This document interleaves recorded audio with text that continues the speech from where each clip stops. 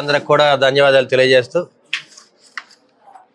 మరి వైసీపీ మాజీ ముఖ్యమంత్రి గారు జగన్మోహన్ రెడ్డి గారి వాళ్ళ ఎమ్మెల్యేలు కానీ వాళ్ళ మినిస్టర్లు కానీ వాళ్ళ నాయకులు తీరు ఎక్కడా మారలేదు.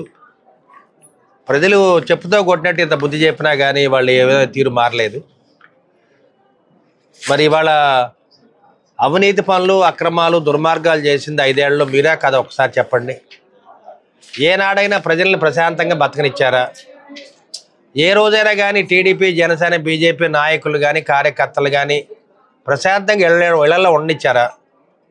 ప్రతిరోజు ఇళ్లలో దాడులు చేయటం, ఎవరైతే టీడీపీలో కానీ జనసేనలో కానీ బీజేపీలో కానీ యాక్టివ్గా పొలిటికల్గా తిరిగే నాయకులందరి మీద అక్రమంగా కేసులు పెట్టారు. ఇళ్లలో ఎక్సైజ్ దాడులు చేయించారు, గంజాయి పెట్టి దాడులు చేయించారు. అదేవిధంగా ఎంతోమంది నాయకుల మీద మరి పల్నాడులో చూస్తే మాచర్ల ఏరియాలో మరి చాలామంది మీద దారుణంగా హత్యలు చేయడం జరిగింది. ఒక ప్రజాస్వామ్యాన్ని కాపాడటానికి ఎప్పుడన్నా మరి జగన్మోహన్ రెడ్డి గారు కానీ వాళ్ళ ఎమ్మెల్యేలు కానీ మినిస్టర్లు కానీ వాళ్ళ పార్టీ నాయకులు కూడా ఎప్పుడైనా ప్రయత్నించారా? నేను ఇక్కడున్న మరి మాజీ ఎమ్మెల్యే గోపిరెడ్డి శ్రీనివాసరెడ్డి గారిని ఒక్కడిని అడుగుతున్నా. శ్రీనివాసరెడ్డి గారు మీరు ఏనాడన్నా పంచాయతీ ఎలక్షన్తో నామినేట్ వేయించారా టీడీపీ జనసేన బీజేపీ వాళ్ళని? ఏనాడన్నా మాకు ఎంపీటీసీ జడ్పీటీసీల మీద నామినేట్ వేయించారా? కనీసం మున్సిపాలిటీ ఎలక్షన్లో కూడా ఎవరిని కూడా నామినేట్ వేయకుండా ఏకపక్షంగా మీరు ఎలక్షన్లు కండక్ట్ చేయలేదా? ఒకసారి వెనక్కి తిరిగి చూడండి.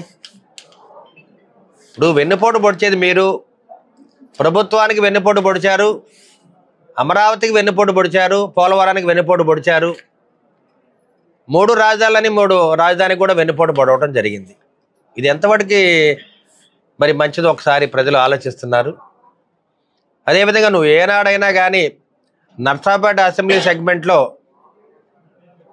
ఎవరైతే రియల్ ఎస్టేట్ చేస్తారో వాళ్ళ మీద దాడులు చేయలేదా? అక్రమంగా భూములు కబ్జాలు చేయలేదా? మరి సాయి బాలాజీ సిటీలో 46 ఎకరాలు అక్రమంగా కబ్జా చేయలేదా? ఇదంతా వెన్నుపోటు కాదా గోపిరెడ్డి శ్రీనివాసరెడ్డి? మున్సిపాలిటీలో వచ్చే ఆదాయం మొత్తాన్ని కూడా నువ్వు స్వాహా చేయలేదా గోపిరెడ్డి శ్రీనివాసరెడ్డి? నువ్వు కిటము. ఇది వెన్నుపోటు కాదా? ఇది ప్రజలకు వెన్నుపోటు. నర్సాపేట అసెంబ్లీ సెగ్మెంట్కి వెన్నుపోటు పొడిచావు నువ్వు కూడా మాట్లాడే అర్హత నీకు అసలు లేదు. కనీసం ఆలోచన జ్ఞానం లేని మనుషులు మీరు. ఇవాళ ప్రజలందరూ కూడా ప్రశాంతంగా ఉంటున్నారు. మరి గడిచిన 5 ఏళ్లలో మరి వైసీపీ ప్రభుత్వం వెన్నుపోట్లు పొడిచింది. అదేవిధంగా వెన్నుపోట్లు గొడ్డలు వేట అనేది మీ పేటెంట్ హక్కు. అదేవిధంగా ఎంతమందిని కడపలో మీరు అన్యాయంగా చంపారు చెప్పండి.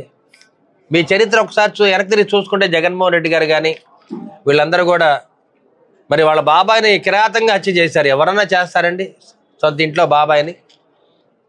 వాళ్ళ అమ్మని ఇంటికి రానియకుండా అక్రమంగా వేధింపు మొదలుపెట్టారు. వాళ్ళ చెల్లెల మీద, మరి వివేకానంద మరి అమ్మాయి కూతురు మీద మరి ఎన్నో వేధింపులు చేస్తున్నారు.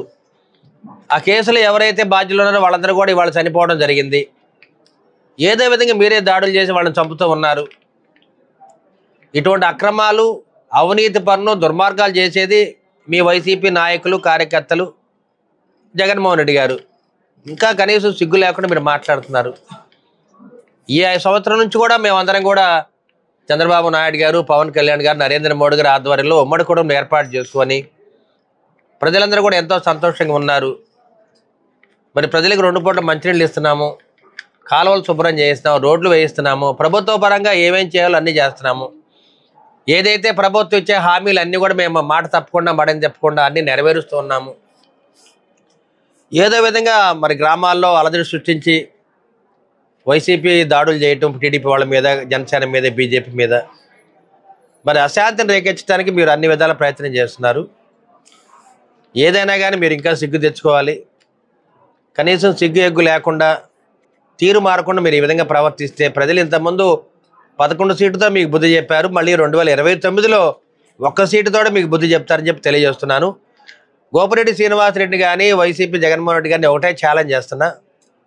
నర్సరాపేట నుంచి అరవింద్ బాబు మళ్ళీ 2029లో ఎమ్మెల్యే గెలుస్తాడు. అదేవిధంగా మా ప్రీతమ నేత నారా చంద్రబాబు నాయుడు మళ్ళీ 5వసారి ముఖ్యమంత్రి అవుతారని చెప్పి ఛాలెంజ్ చేసి నేను సవాల్ విసురుతున్నాను. గోపిరెడ్డి ఎక్కడ కూడా తీరు మార్చుకోవాలి, ప్రజల్లోకి రావాలి. మీరు ప్రజల తరపున నిలబడి ప్రజాస్వామ్యాన్ని కాపాడడానికి మీరు ప్రయత్నం చేయండి.